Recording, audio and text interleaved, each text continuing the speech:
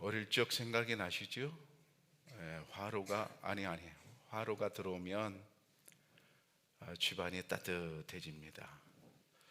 화로가 들어오면 저절로 가족들이 이렇게 모이죠. 그리고 저절로 손을 잽니다. 왜 그래요? 추우니까. 방 안도 추우니까. 다음 그림 보시면, 자, 고구마가 속에 들어갔지요. 다음 그림 보시면, 아주 불붙는 좋은 숯입니다. 우리가 그림에서 보았듯이 추운 겨울이면 의대 방에는 화로불이 들어왔습니다. 아궁이에서 불을 떼고 숯이 있으면 그 숯을 걷어다가 화로 안에 넣고 방 안으로 가져왔습니다. 당시에는 이제 난방 시설이 제대로 되어 있지 않아 집안이 좀 추웠습니다. 냉기가 돌 때면 화로가 얼마나 반가운지 모릅니다. 화로가 들어오면 집안 식구들이 주르르 몰려들었습니다. 그 화로에는 때로 된장찌개가 올라가기도 했고 김치찌개가 올라가기도 했습니다. 그리고 속에는 당연히 고구마가 구워지고 있었습니다.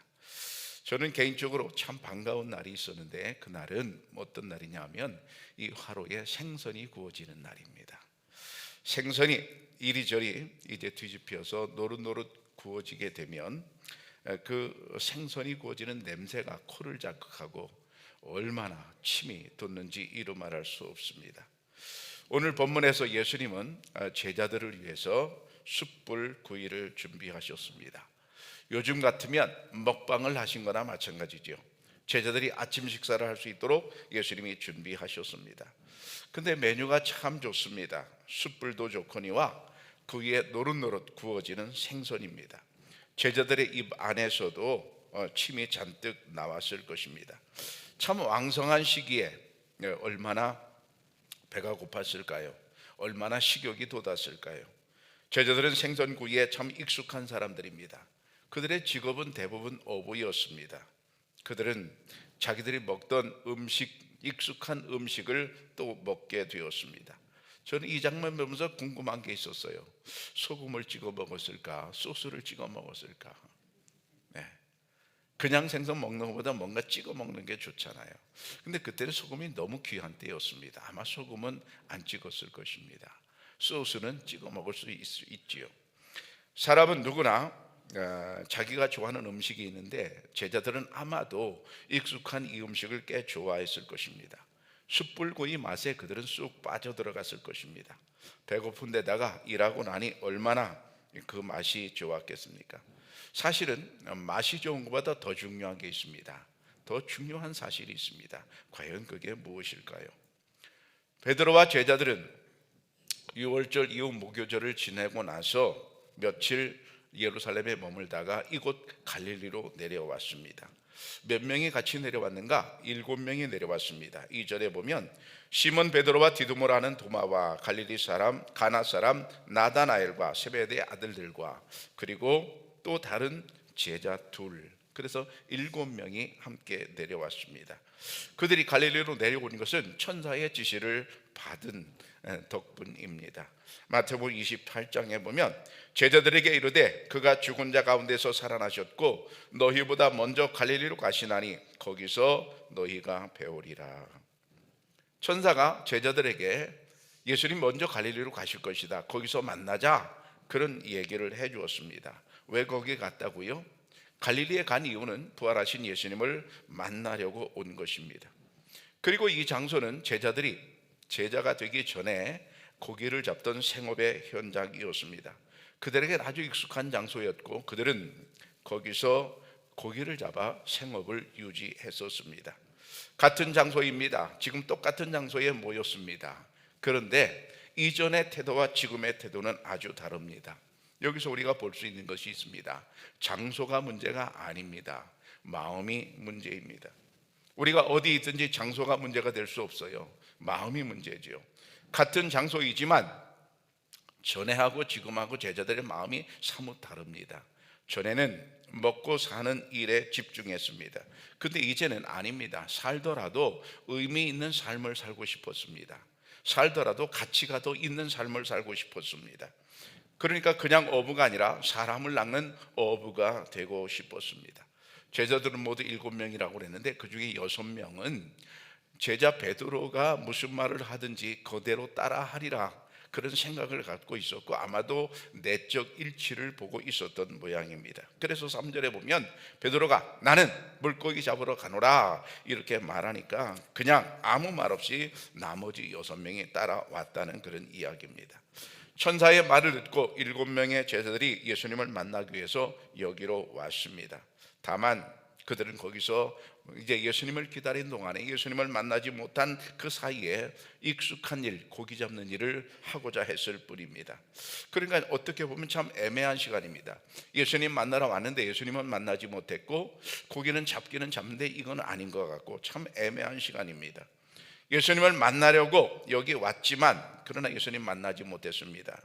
여러분 만약 교회 예수님 만나러 왔지만 만나지 못한 분들 참 애매한 시간입니다.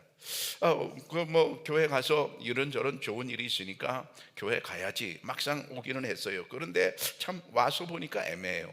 내가 왜 왔지? 그러니까 제자들은 자기들이 애매한 시간에 생업의 현장에서 일하면서도 사실 재미가 없습니다. 흥미가 없습니다. 여러분 재미없는 일, 결과가 좋을 일도 없습니다. 3절에 보면 그날 밤에 아무것도 잡지 못하였더니 밤새도록 그물질을 했지만 그들은 고기를 잡을 수 없었습니다. 거기나 우리나 비슷한데 진짜 고기를 많이 잡고 잔다면 밤에 잡는 법이거든요. 낮에는 그 나라는 너무 뜨거워서 고기들이 밖으로 나오질 않습니다. 호숫가에 나오질 않습니다. 깊은 속에 들어가서 물속에 들어가서 쉬고 있죠. 그러다가 날이 이제 해가 지고 난 다음에 고기들이 밤에 움직이거든요. 그러니까 물고기를 잡는 어부들은 이 사실을 너무 잘 알고 있으니까 낮에 잡지 않고 밤에 잡는 거거든요. 그래서 제자들도 밤새 그물질을 했습니다. 그런데 고기를 잡지 못했다는 겁니다. 그들은 자신 있는 일이었습니다. 그물질을 그들은 아주 전문가였습니다. 근데 이게 어찌 된 일입니까? 전문가인데 고기를 잘 잡는 사람인데 실패하고 말았습니다. 근데 나중에 알고 보니까 이때의 실패가 사역에 큰 도움이 되었습니다. 무슨 얘기입니까? 주님의 도움이 없이는 아무 일도 할 수 없다는 것을 그 시간에 배우게 되었습니다. 우리는 어떻습니까? 우리도 마찬가지입니다. 주님의 도우심이 없이는 절대적으로 우리가 어떤 일을 할 수가 없습니다. 주님의 도우심이 우리에게 절대적으로 필요한 줄로 믿습니다. 마가복음 9장에 보면 곧 그의 아이의 아버지가 소리를 질러 이르되 내가 믿나이다 나의 믿음 없는 것을 도와주소서. 이 아이의 아버지의 아이가 병이 들었습니다. 고칠 수가 없어요. 그래서 고칠 수가 없어서 예수님께 데리고 왔습니다. 근데 믿음이 없어요. 솔직하게 말합니다. 나의 믿음 없는 것을 도와주소서. 참 솔직한 아버지예요. 여러분 우리가 주님 앞에 와서 주님께서 우리에게 믿음을 주시도록 은혜로 믿음을 주시도록 선물로 믿음을 주시도록 간구해야 될 줄로 믿습니다. 왜냐하면 주님께서 도와주지 않으면 우리가 세상을 살아갈 수 없어요. 제자들은 아직 재미가 없습니다. 고기 잡는 일이 시원치 않습니다. 그물질이 참 힘겹습니다. 배도 고픕니다. 지금은 비전도 소망도 보이지 않습니다. 우리 인생에 있어서 가끔 그럴 때가 있습니다. 비전도 소망도 없는 생업 현장, 그것은 힘만 들 뿐이고 땀만 뺄 뿐입니다. 예수님께서 3년 동안 제자들과 동고동락을 하셨습니다. 그러다가 십자가에서 죽음을 당하시고 3일 만에 부활하셔서 부활하신 뒤로 이곳저곳을 다니시다가 여기 제자들에게 3번째 나타나시는 겁니다. 그러니까 제자들은 이미 부활하신 예수님을 2번씩이나 만나본 경험이 있습니다. 근데 이상하게도 3번째 만나는데도 예수님을 알아보지 못합니다. 4절에 보면 날이 새어갈 때 예수께서 바닷가에 서셨으나 제자들이 예수이신 줄 알지 못하는지라. 동틀 무렵이 되었는데 거리도 멀지 않은데 바닷가에 예수님이 서 계셨지만 제자들은 예수님을 알아보지 못했습니다. 피곤해서 그랬을까요? 아니면 안개가 꼈을까요? 근데 여기서 중요한 것은 그들이 아직 영안이 열리지 않았다는 게 강조되고 있습니다. 자, 예수님이 왔습니다. 근데 예수님을 알아보지 못합니다. 이것도 참 애매한 상황입니다. 우리가 교회는 왔지만 아는 것 같은데 정작 나는 예수님을 만나보지 못했어요. 제대로 알아보지 못했어요. 교회는 다니는데 참 애매한 상황입니다. 이럴 때 예수님이 그 애매한 상황을 한 번에 깨뜨리십니다. 6절에 보면 그물을 배 오른편에 던지라 이렇게 말씀하십니다. 아무것도 잡지 못한 그들, 이제 끝났다고 생각할 그때에 예수님께서는 배 오른편에 그물을 던지라고 말씀하십니다. 예수님께서 그물을 던지라고 말씀하실 때 여기에 두 가지 목적이 있었습니다. 첫째는 고기를 잡아 아침을 먹고자 했습니다. 예수님께서 나중에 보니까 생선을 구우셨어요. 근데 성경을 원어를 자세히 보면 그것은 단수로 되어 있습니다. 고기 고작 한 마리 구우셨습니다. 왜 그랬을까요? 제자들이 잡아오는 고기로 이제 만찬을 즐기고 싶으셨던 겁니다. 나중에 이제 보면 제자들이 잡아온 고기는 복수로 돼 있어요. 옵살이 온, 그래서 복수로 돼 있어요. 많은 고기를 예수님이 잡아서 그걸로 아침 식사를 하고자 했습니다. 두 번째 목적은 예수님께서 고기를 몇 마리 잡게 하신 것이 아니라 153마리, 한 번에 100마리 이상을 왕창 잡게 하셨습니다.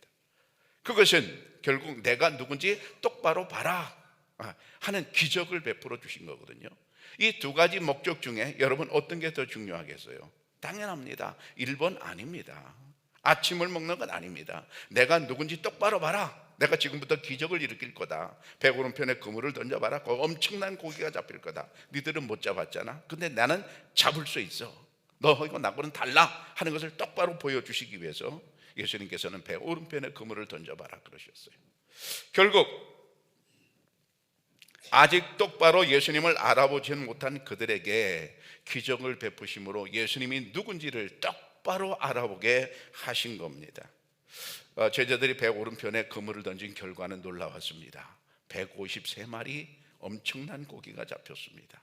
그래서 기독교인의 집에 비밀번호 1530이 굉장히 많습니다.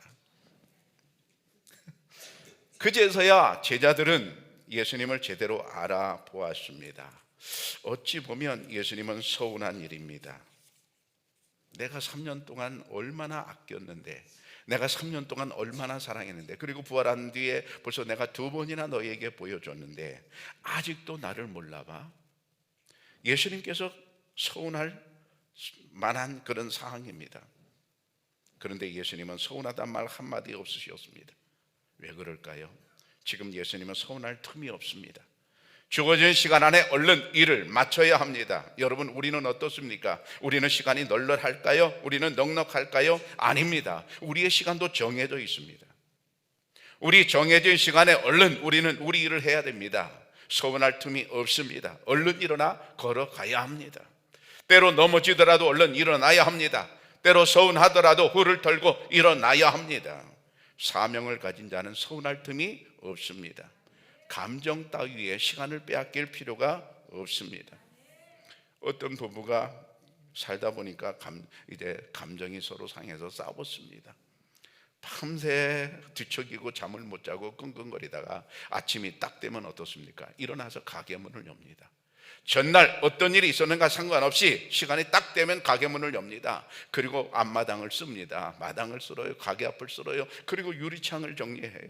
닦아요. 그리고 영업할 준비를 쫙 해요. 여러분, 감정은 감정이고 일은 일이지요. 감정은 감정이고 사명은 사명입니다. 사명을 감정에 빼앗길 필요는 없습니다. 죽을 뻔한 위기를 넘긴 사람들은 예배 한 시간이 얼마나 소중한지 모릅니다. 아파서 밥을 몇 달 동안 먹지 못한 경험을 한 사람들은 한 끼 밥이 얼마나 소중한지 이루 말할 수 없습니다. 감정 때문에 소중한 것을 놓칠 필요는 없는 것입니다. 부활하신 예수님은 왜 여기 갈릴리까지 오셨습니까? 이제 하나님께로 돌아가시기 전에 제자들에게 당신이 하던 일을 맡기려고 오셨습니다. 지금까지 주님이 하셨습니다. 근데 주님이 가버리고 나면 이제 제자들이 남아서 그 일을 해야 됩니다. 여러분, 우리는 어떻습니까? 우리가 교회에서 주의 일을 한다고 하는 것은 주님께서 하실 일을 내가 대신하는 겁니다. 내가 하는 일이 얼마나 위대한 일인지 몰라요. 그래서 우리가 교회에서 어떤 일을 하든 그것을 다 사람들은 주의 일이라고 말합니다. 왜 주의 일입니까? 주님이 하시던 일이기 때문에 그렇습니다. 우리는 주님이 하시던 일을 내가 대신하는 것입니다. 위대한 일인 줄로 믿습니다. 자, 예수님을 알아보지 못하는 애매한 상황, 고기를 잡지만 고기를 잡지 못하는 애매한 상황에서 예수님의 존재를 가장 먼저 알아본 제자가 있었습니다. 누구입니까? 7절에 보면 예수께서 사랑하시는 그 제자 이렇게 돼 있어요. 예수께서 사랑하시는 그 제자. 참 말이 이상합니다. 여기 사도 요한 자기를 말하는 거거든요, 지금. 근데 자기를 말하는데 자기를 뭐라고 말해요? 예수께서 사랑하시는 그 제자 이렇게 있어요. 아주 콕 찍어 얘기해요. 그 제자. 자기를 말하는 거예요. 근데 특징이 뭐예요? 사랑입니다. 예수님께서 나를 사랑하신다는 확신을 가지고 있는 사람이에요. 그렇게 많은 고기를 잡아 해변으로 돌아온 제자들 앞에 여러분 밥상이 준비되어 있었습니다. 어떤 밥상입니까? 오늘 이제 제목과 같지요.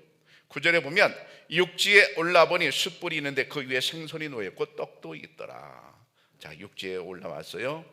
이제 배에서 내렸어요. 그리고 예수님께 왔는데 거기 숯불이 놓여 있었습니다. 여러분, 숯불이 어떻습니까? 따뜻합니다.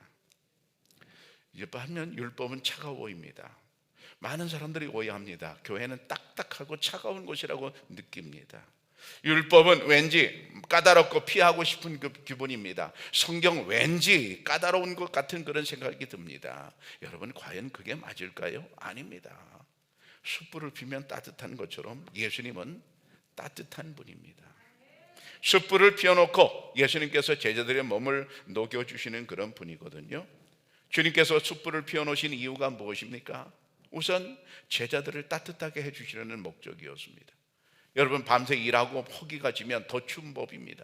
배가 꽉 차면 추위도 그래도 물러가거든요. 근데 아니에요. 속이 비면 더 추워지거든요. 게다가 베드로는 지금 무척 추워서 오두로를 떨었을 것입니다. 성경에 오두로들 말이 없어요. 근데 제가 붙여보면 그는 분명히 오두로를 떨었을 거예요. 왜? 성격이 급한 그가 예수님이다 누가 말하니까 얼른 뛰어들어서 수영해서 자기가 먼저 예수님께 올라가고 수영하면서 왔거든요. 홀딱 젖었다는 얘기예요. 아침이니까 춥거든요.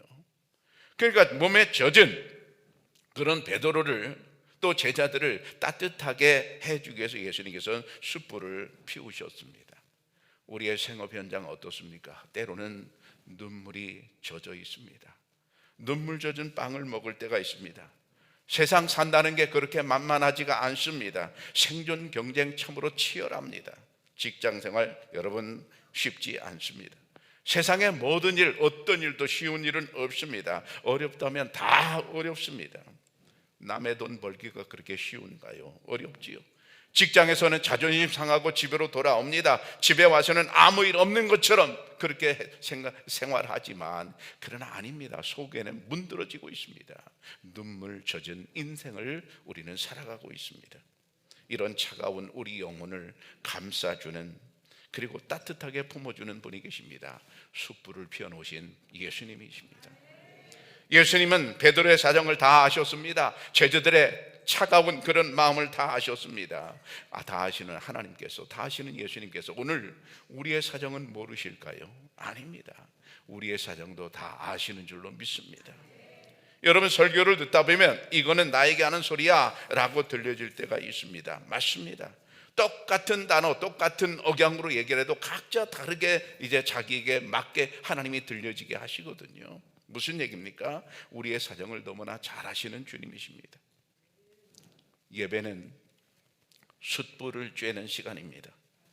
사도행전 2장 3절에 보면 마치 불의 엿처럼 갈라지는 것들이 그들에게 모여 각 사람 위에 하나씩 임하여 있더니, 초대교회 모습이죠. 120명의 성도들이 모여서 마가바 다락방에서 기도하고 있었습니다. 근데 그때 성령이 임하셨는데 각 사람이 임하시는데 불의 혀 같은 것이 임하였다. 불이 임하였다. 그래요. 따뜻하다 그 말입니다. 예배는 뭐냐? 숯불에 쬐이는 것처럼 하나님의 성령이 우리에게 임하셔서 우리 마음을 따뜻하게 해주시는 겁니다.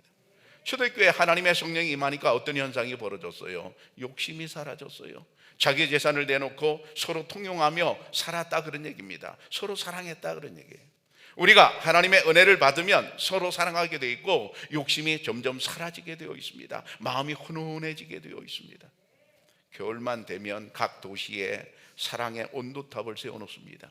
그래서 기쁨이 올라갈 때마다 온도계를 쭉 올려요. 이때쯤 되면 우리 교회는 사랑의 생필품 나누기를 합니다. 이제 할 때가 되었구나, 여러분 다 생각하고 있을 겁니다.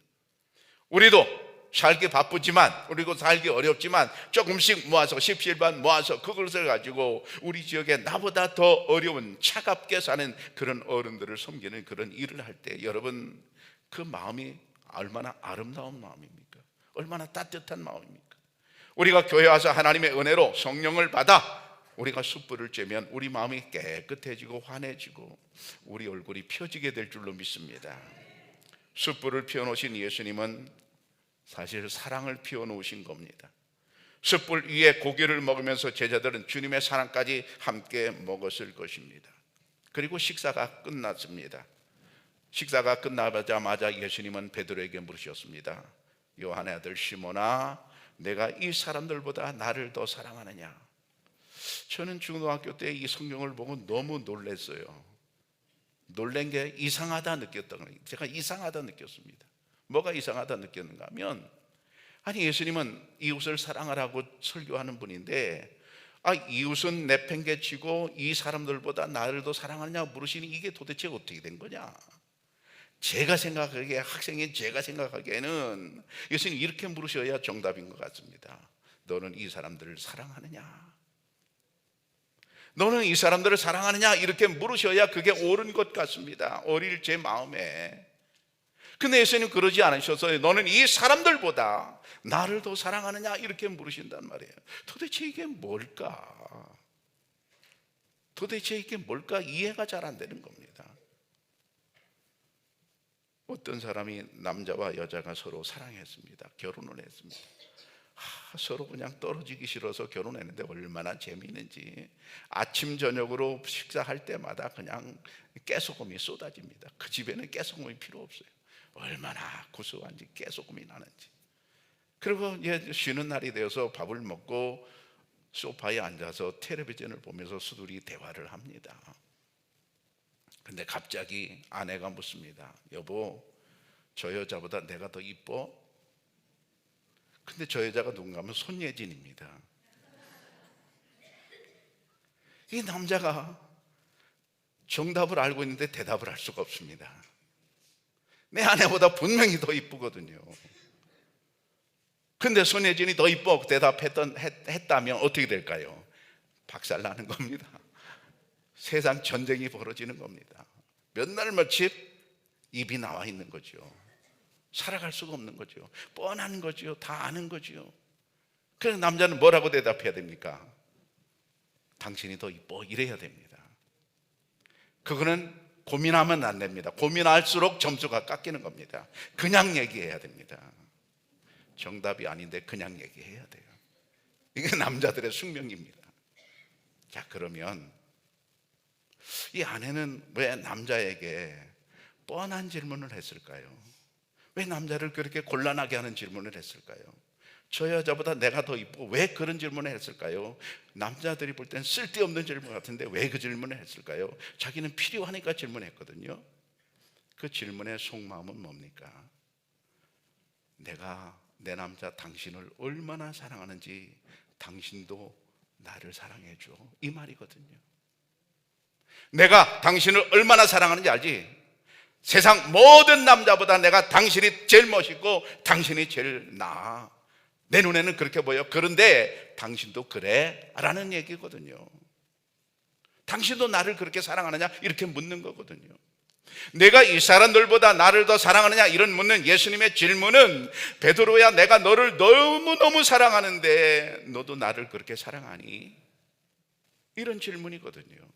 오늘 주님은 우리에게 질문하십니다. 내가 너희를 사랑해서 내가 십자가를 지고 세상에서 희생제물이 되었는데 너는 나를 얼마나 사랑하니? 이게 오늘 예수님의 질문이에요. 내가 나를 사랑하느냐? 이런 질문은 결국 예수님께서는 밥을 먹고 나서 그 시간에 사랑을 확인하고 싶은 겁니다. 예배는 뭔가? 사랑을 확인하는 시간입니다. 한번 따라 하실까요? 예배는 사랑을 확인하는 시간이다. 예배는 형식적으로 모여서 찬양하고 기도하고 헤어지는 시간이 아닙니다. 주님과 내가 짧지만 사랑을 확인하는 시간이에요.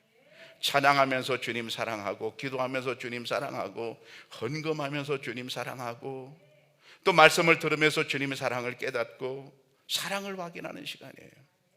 예배를 통해서 사랑을 확인하시기를 바랍니다. 주님은 제자들을 먼저 사랑해 주신 바가 있습니다. 십자가를 지신 것도 사랑이었고, 예수님이 죽음을 당하신 것도 사랑이었습니다. 그리고 지금 여기 현장, 갈릴리 현장에서도 예수님이 먼저 제자들을 사랑하셨습니다. 숯불을 피우는 것도 사랑이고, 그 위에 생선을 올려놓은 것도, 떡도 올려놓은 것도 사랑입니다. 그리고 또 사랑의 행위를 또 하십니다. 13절에 보면 예수께서 가셔서 떡을 가져다가 그들에게 주시고 생선도 그와 같이 하시니라. 식사 중에 예수님이 떡을 딱 들어서 베드로야 이것 좀 먹어봐, 요한아 이 생선 좀 먹어봐, 요거 아주 맛있는 부분이야, 요거 좀 먹어봐. 예수님 그러셨다는 거예요. 예수님이 식사를 같이 하시는데 얼마나 드셨는지 전혀 성경에 나오지 않지만 제자들이 식사하는 것을 서비스해 주셨단 말이에요. 서비스해 주셨단 말이에요. 왜 서비스하셨어요? 그들을 사랑함을 보여주시는 겁니다. 여러분, 주님께서는 우리가 예배 시간에 혹은 우리 생활 속에서 우리가 주님께서 나를 얼마나 사랑하는지를 우리가 알아야 될 줄로 믿습니다. 주님께서 우리를 사랑하신다는 말이에요. 예수님 얼마나 친절하신지 그렇게 떡도 떼어주시고 생선도 떼어주시고 하셨단 말이에요. 그 말은 친절한 금자씨입니다. 제자들이 식사하는 동안 예수님은 그렇게 계속 사랑을 해주셨습니다. 예수님은 참 따뜻한 분입니다. 예배를 통해서 여러분 이런 따뜻한 은혜를 체험하시기를 축복합니다. 예배는 또 영적인 식사 시간입니다. 이게 숯불에 그들은 그것을 이제 먹었지만, 생선과 떡을 먹었지만 동시에 주님의 말씀을 먹고 있거든요. 가장 중요한 주님의 말씀을 지금 먹고 있습니다. 그게 그 다음 장면에 나오지요. 우리가 예배 시간에 가장 중요한 시간은 뭔가 하면 하나님의 말씀을 먹는 시간입니다. 그래서 설교를 뭐라고 그래요? 하나님 말씀을 뭐라고 그래요? 영의 양식이라고 합니다. 그래서 우리가 설교를 듣는 것과 설교를 먹는 것, 이게 천지 차이거든요. 우리가 설교를 들을 수 있어요. 근데 듣는 것은 좀 약하죠. 먹는 것에 비해서 약하죠. 왜냐하면 먹는 것이라고 해서는 먹어서 창자까지 들어가야 먹는 거거든요. 여러분, 하나님의 말씀을 귀로만 듣지 말고 먹어서 속으로 들어가기를 축복합니다. 왜? 하나님 말씀은 영의 양식이기 때문에 그래요. 예배 시간에 때로 우리는 맛있는 말씀을 먹기도 합니다. 생선도 먹기도 하고요, 그 다음에 떡도 먹기도 하고요, 그 안에 고구마도 우리가 먹기도 합니다. 근데 최고봉은 뭘까요? 하나님 말씀이 송이꿀보다 더 단 말씀을 경험할 때도 있는 것입니다. 시편 19편 10절에 보면 꿀과 송이꿀보다 더 달도다 하는 말씀이 있어요. 여러분이 하나님의 말씀을 받아 먹을 때 어느 때는 이렇게 이런 맛, 어느 때는 저런 맛인데 최고의 맛이 뭡니까? 바로 하나님 말씀이 송이꿀보다 더 단 그런 은혜가 내게 임하는 겁니다. 여러분, 꿀은 얼마나 맛있습니까? 꿀은 얼마나 영양가가 높습니까? 대단히 최고지요. 꿀보다 더 좋은 꿀은 없잖아요. 하나님의 말씀을 받아 먹을 때 이런 은혜가 여러분에게 있기를 바랍니다. 이제 2026년이 시작되었습니다. 1년 동안 우리가 하나님께 수많은 예배를 드리게 될 텐데, 그리고 수많은 말씀을 받게 될 텐데, 그때마다 여러분 거룩한 욕심을 가져야 돼요. 하나님, 말씀을 들을 때마다 뭐같이 송이꿀보다 더 단 은혜를 나에게 주옵소서. 여러분, 무엇이 그렇게 다달고요? 그 앞절에 보면 이렇게 되어 있어요. 시편 19편 9절에 보면 여호와를 경외하는 도는 정결하여 영원까지 이루고 여호와의 법도 진실하여 다 의로우리. 여호와의 법, 즉 하나님의 말씀입니다. 하나님 말씀이 내게 그렇게 송이꿀보다 더 달다. 이렇게 고백하는 이 사람, 여러분, 이 사람은 영혼이 건강할 수밖에 없어요. 영혼이 건강하면 얼굴이 펴질 수밖에 없어요. 행복할 수밖에 없어요. 진짜 숯불을 쬐는 거지요. 제자들에게 희미하게 보이던 예수님이 이제 식사를 하면서 말씀을 나누면서 예수님을 정확히 확실히 보게 되었습니다. 그동안 교회 다니면서 애매하게 신앙생활하던 분들, 오늘 예배를 통해서 주님을 확실히 보시기를 축복합니다. 마태복음 4장에 보면 사람이 떡으로만 살 것이 아니요 하나님의 입으로부터 나오는 모든 말씀으로 살 것이라 그랬어요. 우리가 세상을 살면서 밥을 먹어야 살죠. 근데 밥만 먹어 사는 게 인간이 아닙니다. 하나님으로부터 나오는 말씀을 받아 먹어야 살 줄로 믿습니다. 새해 여러분 주님께서 주시는 은혜의 말씀 받아서 여러분의 생애가, 여러분의 1년이 아름답게 되기를 바랍니다. 사랑하는 청양교회 성도 여러분, 추운 겨울에 하나님의 사랑으로 따뜻하게 사십시오. 예배를 통하여 온 마음이 녹아 얼굴이 편안해지기를 바랍니다. 얼굴이 펴지기를 바랍니다. 영적 숯불을 쬐기를 바랍니다. 성령께서 오셔서 뜨거운 숯불을 우리에게 올려주시기를 바랍니다. 예배는 영적인 식사 시간입니다. 하나님 말씀을 잘 받아 먹고 건강한 한 해가 되기를 바랍니다. 올 한 해 주님의 사랑을 받고 주님을 사랑하는 그런 한 해가 되기를 축복합니다. 기도하겠습니다.